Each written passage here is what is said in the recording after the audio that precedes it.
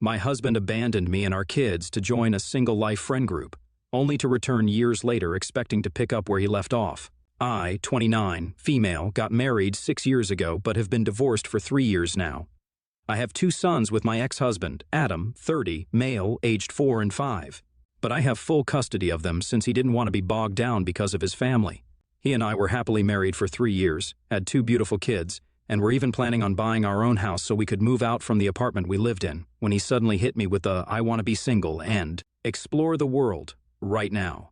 We'd been together since high school, so we were all we knew. He was my first everything and I was his, so I always assumed that for us it was a together forever kind of thing. And he was fine with not having been with enough people other than me. But after 3 years of being married, he told me that he wasn't happy and wanted us both to be free of this burden, talking about our marriage and our family so we could live our lives to the fullest.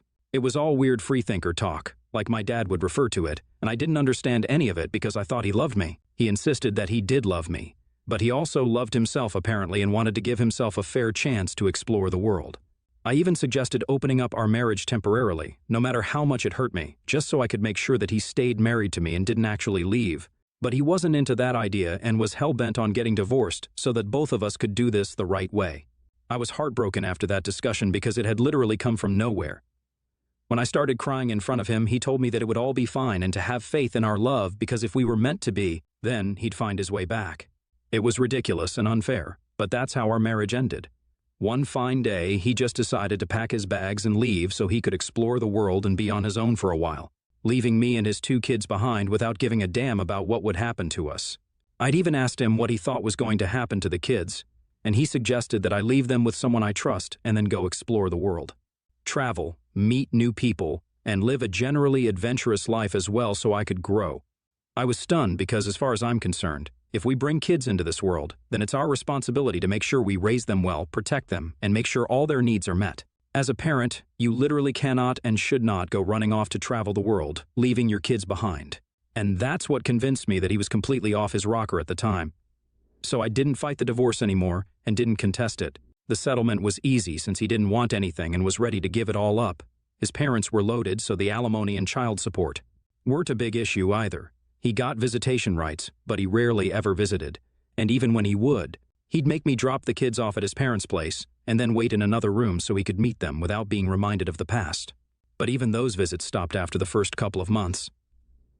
I found out the real reason behind the change in his behavior a lot later from a friend of mine, Rachel, who happened to have a couple of friends in common with Adam. Rachel's cousin happened to be part of the friend circle that Adam had been influenced by, and she's the one who told me about them about 2 months after the divorce. I don't blame her for not telling me earlier because she and her cousin weren't exactly close, so she hadn't found out the truth until after the divorce was done with. Besides, even if I did know the truth, it wouldn't have changed anything about the divorce anyway. Rachel's cousin, according to what she told me, led a very promiscuous, wild, and adventurous lifestyle. Not just him, but his entire friend group of about 6 or 7 men believed that we shouldn't be tied down by relationships and had made a pact to remain single. Adam had been introduced to this friend circle by a coworker of his who believed that he'd get along well with these guys, even though he wasn't single and couldn't be part of that school of thought, given that he was married with 2 kids at that point. But Rachel's cousin had bragged to her and a couple of other family members that they'd managed to convert a guy into believing that he didn't need to stay with his wife and kids, that he apparently needed to shed this dead weight so he could move on and do better in life. And that's what he'd done by divorcing his wife and giving up custody of his kids so he could finally fully commit to their ideology. He'd been bragging about the cult-like status of their group and how they'd managed to turn someone into one of them, which meant that there was definitely something powerful and compelling about their beliefs. So Rachel, out of curiosity, had asked her cousin what this guy looked like because she wanted to know what kind of a man would just abandon his family because of what his new friends said, especially a married man with 2 kids. Then, when her cousin pointed to Adam in a group photo they'd taken, she put 2 and 2 together and texted me about it literally as soon as she was out of the event. This had all taken place at a family gathering of hers, and once that was done with, she'd immediately asked me if I was willing to meet her, and thankfully, I'd said yes. So she'd rushed over to my apartment and spilled the beans on what had happened with Adam. To say that I'd be furious would be an understatement. When I learned what the real reason behind my husband's decision to leave had been, he'd done this to fit into some stupid group and to be seen as a person who was brave and adventurous and stuff. He'd left his wife and kids behind. For something like that. When I got to know the real reason behind his ridiculous behavior, I honestly felt like I would have been happier if he just slept with another woman. At least that would have been a more respectable reason to end his marriage and abandon his children. But this? Yeah, this just didn't cut it. I wanted to call him and curse him out, but didn't because after learning the real reason for his departure, I was convinced that he was just crazy. There was no two ways about it. And there was also no point in hoping that maybe, just maybe, saying or doing something would make him change his mind. It wouldn't, and I knew that now. So I just decided to make the best of my circumstances and raise my sons to be better men than their father had been. And also to work harder at my own job and make sure they never felt abandoned. So I hired a nanny and started working twice as hard at the office so I wouldn't have to bring the office home with me, and as soon as I'd come back home, all my time would be spent with my kids.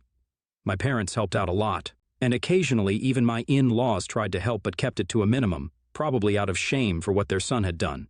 They were the ones who were paying the child support installments every month, and I knew it because, from what I'd heard, Adam was busy blowing all his money on trips to exotic locations at high-end hotels. Now that he had no family to think of, he could spend all his money on crap like that, and nobody would bat an eye. I raised my kids to the best of my abilities, and now I have two sweet, obedient, and adorable little guys who love me and each other. We're all the family we need, and I pretty much pushed my marriage out of my mind altogether because that was just annoying to think of. I've also paid my dues at work, so now I'm in a great position and earn double the amount than I used to earlier. I've been doing great for the last 2 years, and I didn't think I had anything to worry about anymore until last week when Adam finally showed up after almost 3 years of being completely AWOL. My kids and I were at home since it was a Sunday. We have enough money to buy our own house now, but I've stayed in the same apartment since I really love this place, and it's convenient for the commute to work as well. Clearly, I should have moved because, unfortunately, since I remained in the same place, Adam knew where to find me. He just showed up at our door randomly that day, and I think it must have knocked the wind out of me to see him after almost 3 years. Neither of us said anything for the first couple of seconds, but I took in his appearance, the crazy big bouquet of red roses he was holding, and the way he was smiling with tears in his eyes. Call me heartless, but I didn't feel moved or emotional, I just felt pure hatred for him. And before he could say anything, I slammed the door shut with such force that I swear I felt the floorboards shake. I told my kids to go inside, because I knew he was going to try and convince me of something or the other. And I wasn't going to keep it PG-13. All the hatred, hurt, and anger was bubbling up, and I didn't want my kids to see whatever ugly fight was about to happen next. Sure enough, as soon as I told my kids to leave, Adam started whining about how this wasn't the welcome back that he'd been expecting. I could hear that he was trying hard not to cry, but really, all that did was just aggravate me even more. He was the one who'd put me through all of this crap for years, and now he had the audacity to cry and act like a victim? He then went on to tell me that he'd come back to apologize and say that he was sorry for all that he'd done in the past, but now he just wanted his old life back. I was shocked, but I let him go on because a part of me wanted to hear this apology or whatever it was supposed to be. It had been 3 years and I never had any sort of closure. I'd put it out of my mind, but seeing him again had brought it all back.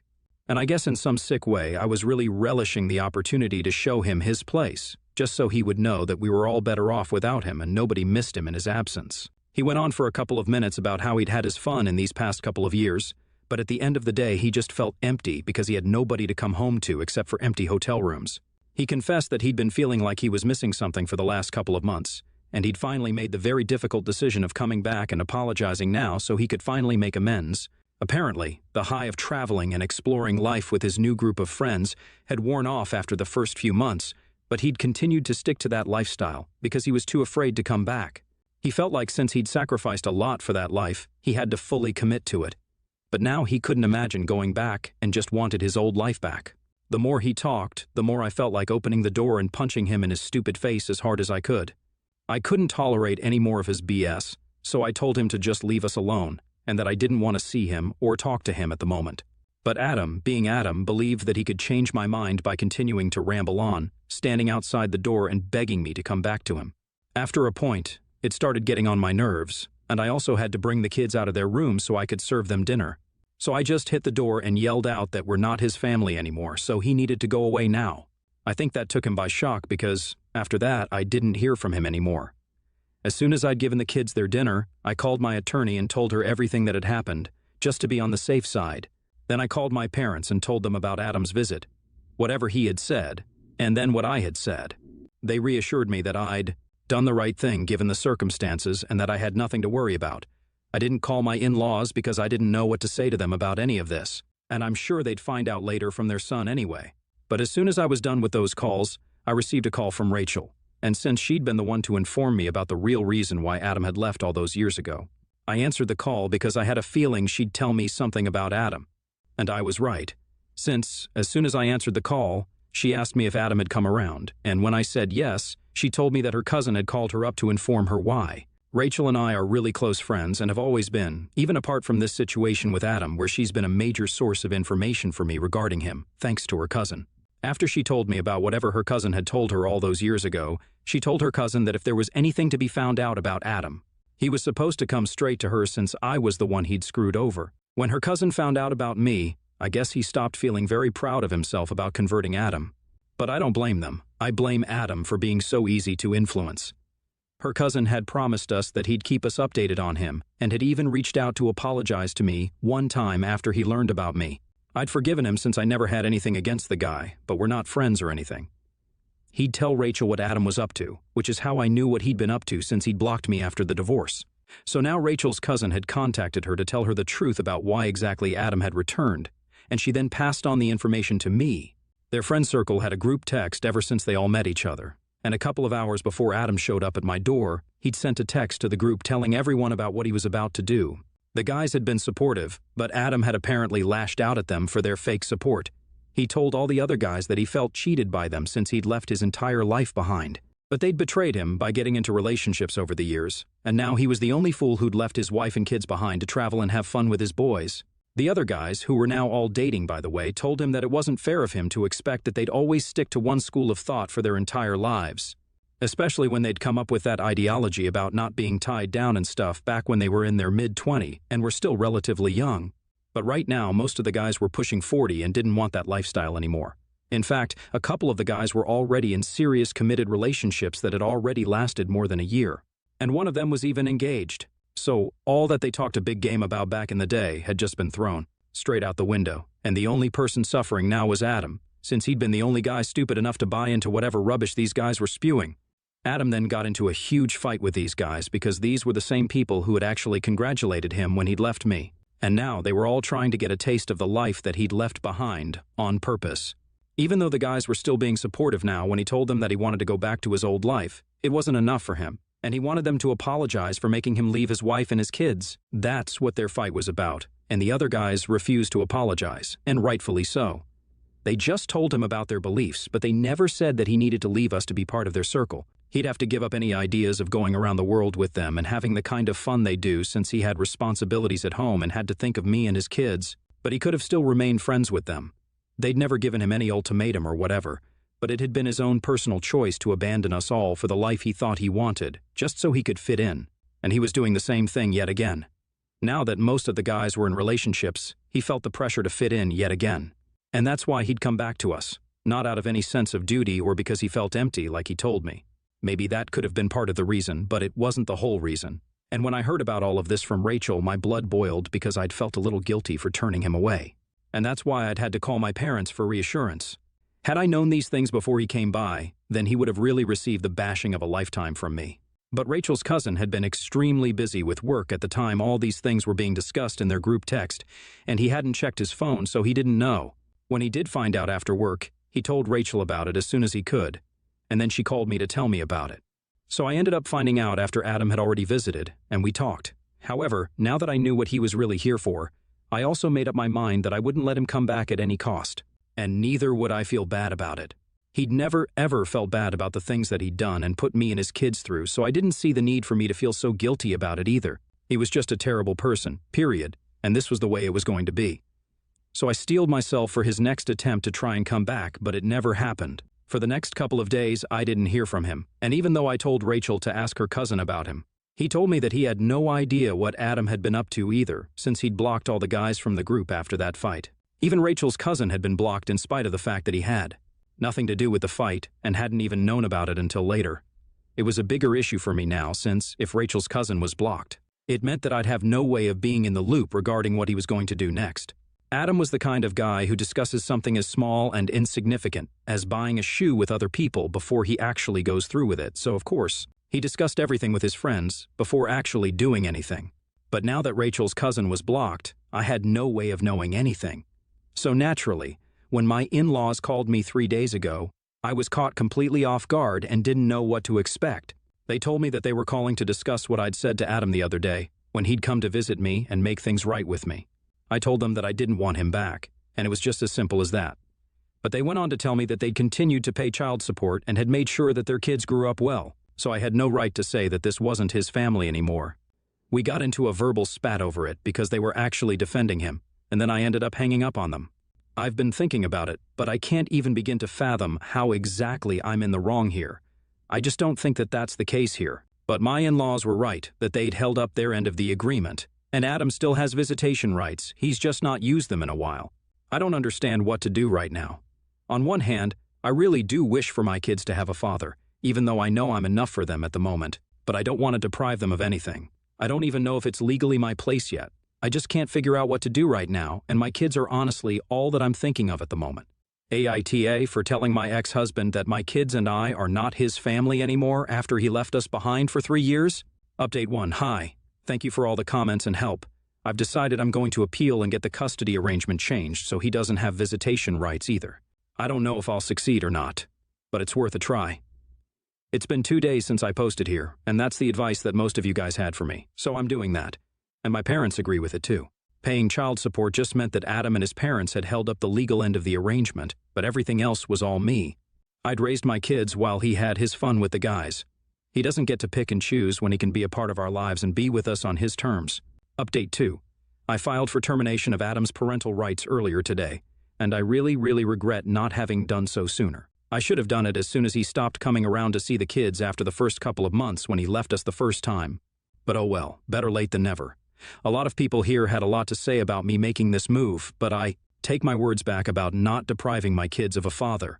They never had a present dad in the first place, and there's no telling if Adam might want to take off someday again. He was absent for 3 years, so now he can take a permanent leave from being a parent and go do whatever it is that he wants to do, but not at the cost of my emotions or my kids' well-being. That's not okay with me, and I really don't think I'm depriving my kids of anything at all since they never had a father anyway, so it's not like they're going to miss him. Update 3, so I didn't manage to get his rights terminated altogether, but at least now he can only meet the kids as long as the visits are supervised by me. At least that's something, and he can't just push us around anymore. If he can prove to the court that he's capable and fit to be a consistent father, then maybe we can renegotiate this arrangement sometime. But as of now, this is the best that he can get out of us. As for me, he's not getting back with me ever, and that's non-negotiable. After the court hearing, when he tried to talk to me again, I snapped at him and finally told him that I knew all about his pathetic need to fit in with his friends. I told him that he could go marry them instead because I'm done, and if he wasn't the father of my kids, then I probably wouldn't even have spit on someone like him. Then I walked off with the kids and left him and his parents staring at me open-mouthed, which was pretty damn satisfying. Anyway, that's how it is now. I don't know what the future holds, but I'm glad that this all worked out well for the children. At least they're my only concern.